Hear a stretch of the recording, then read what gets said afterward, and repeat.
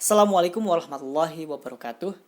Perkenalkan, kami merupakan salah satu dari kelompok kelas IS3 yang beranggotakan saya Alfira Muhammad dengan NIM 1051709 beserta teman saya Ahmad Hamdani dengan NIM 1051710 pada presentasi kali ini atau pada video kali ini kami akan mempresentasikan mengenai Yahoo Data Leak ya. Oke. Nah, mungkin teman-teman sudah familiar ya dengan nama Yahoo yang merupakan sebuah perusahaan yang sebetulnya jauh lebih dulu daripada Google ya.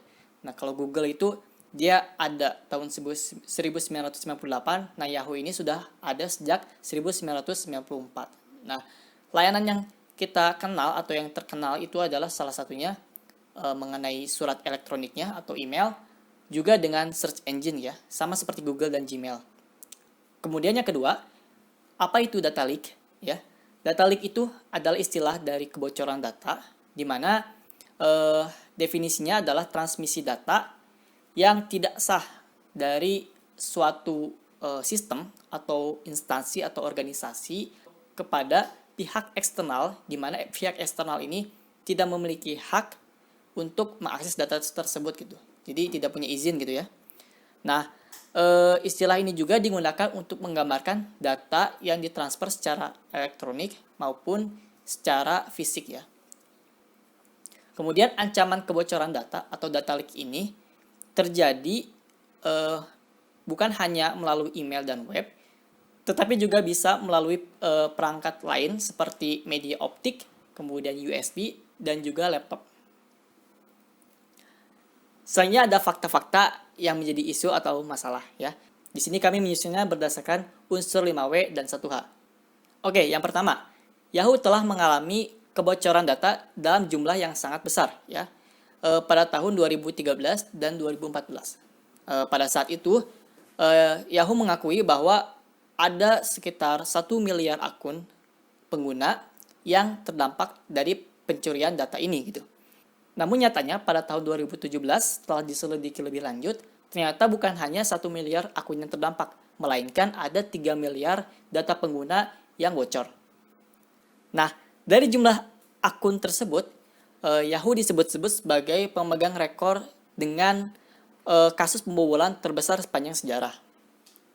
Nah, kemudian siapa yang terlibat dalam kasus ini ya? Jelas yang menjadi korban dalam kasus ini adalah pihak Yahoo ya.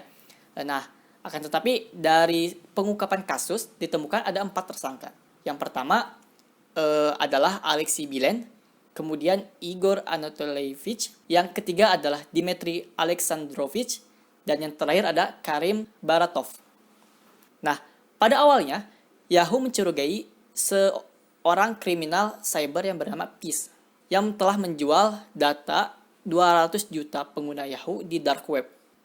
Nah, namun setelah kasus ini terungkap, ternyata yang menjadi hackernya adalah Karim Baratov, ya.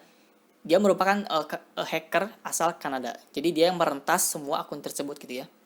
Nah, si Karim Baratov ini melakukan aksinya karena berdasarkan arahan dari 2 agen Badan Intelijen Rusia, FSB ya.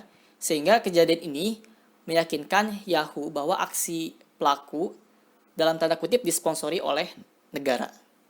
Oke, selanjutnya di sini ada kronologi investigasi kasus ya.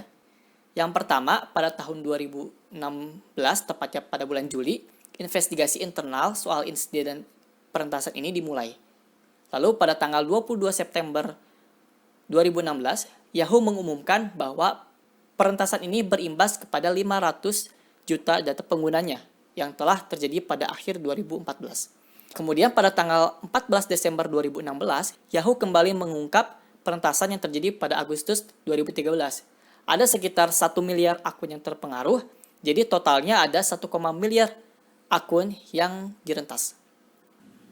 Pada tanggal 15 Maret 2017, FBI menetapkan 4 tersangka kasus peretasan Yahoo, yang mana 2 diantaranya merupakan Age Intelligence Rusia. Namun sebetulnya pemerintah Rusia membantah telah terlibat dalam kasus pembobolan Yahoo ini gitu. Dan terakhir pada tanggal 3 Oktober 2017, Verizon, yang merupakan sebuah perusahaan yang mengakuisisi Yahoo pada saat itu, mengumumkan ada 3 miliar akun Yahoo yang telah direntas sejak Agustus 2013.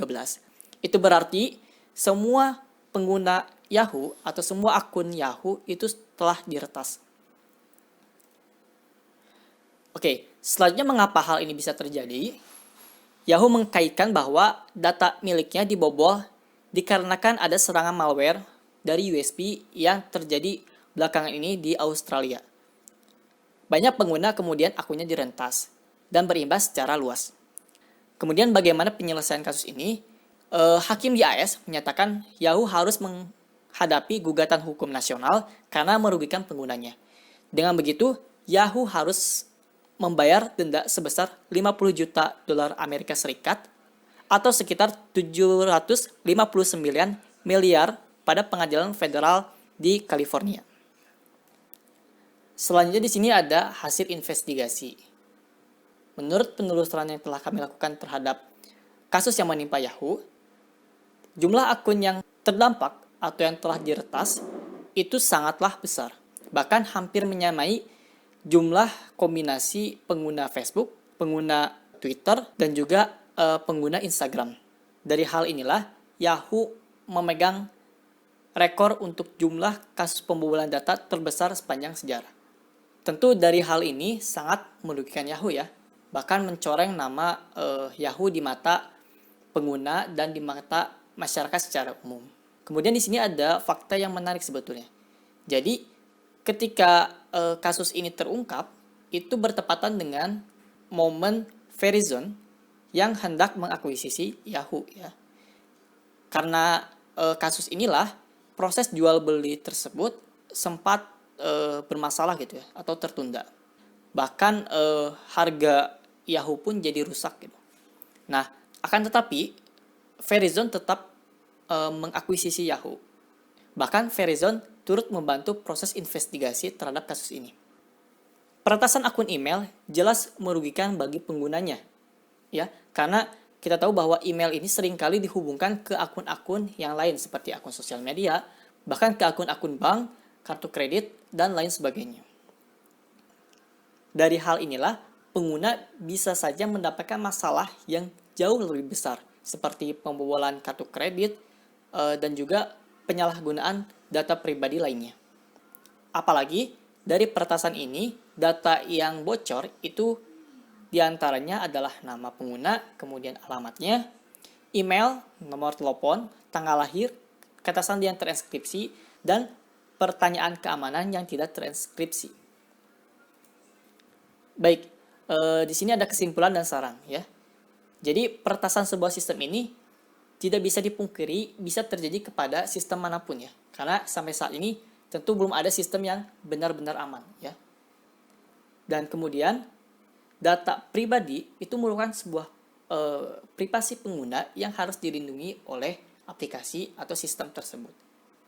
Nah, apabila data pribadi ini tidak bisa diamankan dengan baik, maka dapat menyebabkan penyalahgunaan lainnya yang berakibat kepada tindak kejahatan. Seperti tadi yang sudah disebutkan, ada pembobolan ATM, kartu kredit, kemudian penyalahgunaan data pribadi.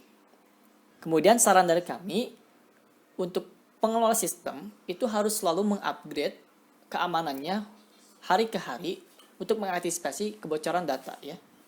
Karena setiap sistem yang menyimpan data pribadi itu harus menjamin penuh keamanan data penggunanya ya, dan bertanggung jawab penuh apabila terjadi hal-hal yang tidak diinginkan.